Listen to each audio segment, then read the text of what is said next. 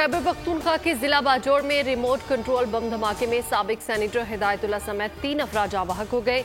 Senator Hidayatullah की गाड़ी को तहसील मामूद के इलाके डमाडोला में निशाना बनाया गया। गाड़ी मुकम्मल तौर पर तबाह। मलिक इरफान और नजरुद्दीन भी जाँ होने वालों में शामिल। सदर ममलिकत आसिफ जरदारी और चेयरमैन सेनेटर यूसुफ रजा गिलानी, वज़ीर आला खैबर पख्तूनख्वा और अली अमीन गंडापुर और एमल वली खान की दहशतगर्दी के वाक़े की सख्त मजम्मत। जाँ अफराद के लवाहिकीन से ताज़ियत का इजहार।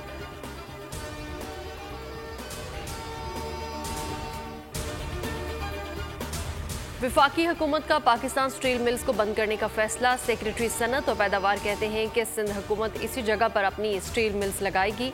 वजारत सनत और पैदावार ने 700 एकड़ जमीन देने की पेशकश की है।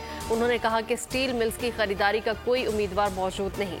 Chief financial officer Arif Shaikh का कहना है कि गुज़श्ता 10 वर्षों में स्टील मिल्स मुलाजमीन को तनख्वाहों की मद में 32 अरब रुपए अदा किए गए।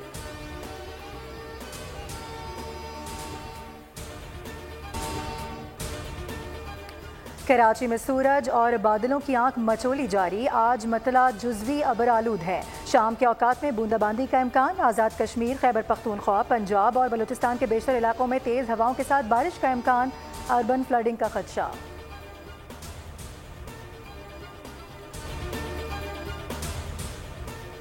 कहीं शदीद गर्मी और कहीं समुद्री तूफान। अमरीका में डबल मौसम। कैरेबियन आइलैंड के जुनूब मशरिक हिस्से से टकराने वाला समुद्री तूफान है।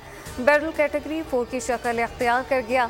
टेक्सास में शदीद तबाही, घर तबाह हो गए। रियासतों अडाहो और मिनेसोटा में 4 अफराद हलाक। मवासलाती निज़ाम दरहम बरहम।